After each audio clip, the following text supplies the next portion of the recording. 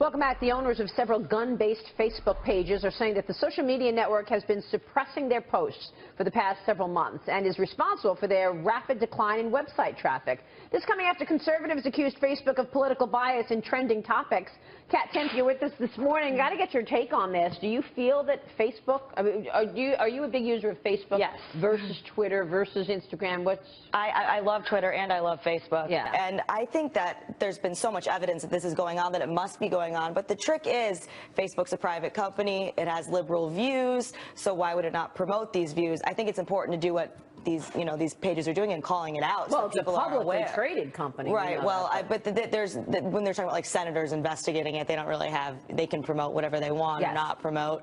But I think it's important to call it out so people will know that it's going on and be aware of it. I'm not going to get off of Facebook, even though I disagree with this, because I love it so much, which is dumb. But do you feel like when you're on Facebook that perhaps maybe the posts have been chronicled a certain way that Absolutely. You do feel that way? Absolutely, and it only makes sense because, this isn't just an algorithm that they're using. They have actual human beings kind of deciding what's trending and what's being shown.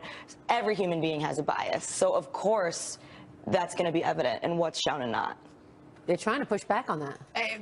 And they react. I give credit to Mark Zuckerberg because of in terms of how they were parsing the news, that he did react quickly. And he invited some well-known conservatives, including Dana Perino, out to Facebook headquarters. But in terms of gun ownership, if you're pro-life, if you are a pro-gun Second Amendment proponent, if you are a God-fearing and talk about your religion all the time, if you're a combination of those things, you're a pariah on Facebook. And you've seen people who, in Facebook will, if you promote gun ownership, they equate that with gun violence. And I think that is where this company gets it so wrong. Well, and then you've got ISIS fighters that have Facebook pages, but somehow that's okay.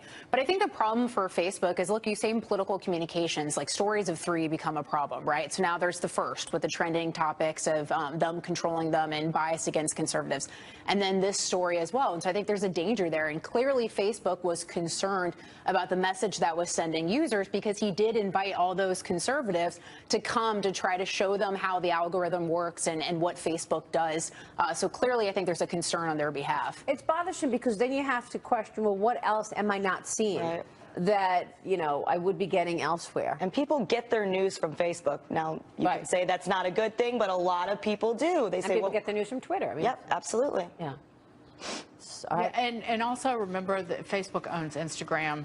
Facebook owns WhatsApp. So it's not just Facebook. It's a broad platform of how they edit content. They edit nudity all the time on Instagram. And if they were an organization where they said, yes, we are on the left, then you would know what you're getting. Right. But if you don't know what you're getting and they haven't necessarily said, look, we have commentators on the left, then that's where it becomes a problem because you think you're reading just news, whereas actually you're reading, in many cases, opinion. Right. Well, I think it's clear now to more people that that's what's happening. There's a trending story, like you said, and now there's this, even after that meeting. So I think it's important to make people aware so that they do know that, even if Facebook won't do it themselves and they had to get kind of, I don't want to say busted, because it's not like it was illegal, but now more people know. Well, and we so clearly know where Mark Zuckerberg leans on the issues. I mean, he has very much made it known he's a liberal. He spent a lot of money promoting liberal policies. So, I think that coupled with some of these recent stories is a little bit troubling for a lot of Facebook users. Who need to bone up on the Second Amendment, I might add. Yeah. Coming up, a Twitter hack leaving NFL fans in shock yesterday. But Commissioner Roger Goodell says despite the erroneous tweet, he is alive and well. The fallout from the hack next.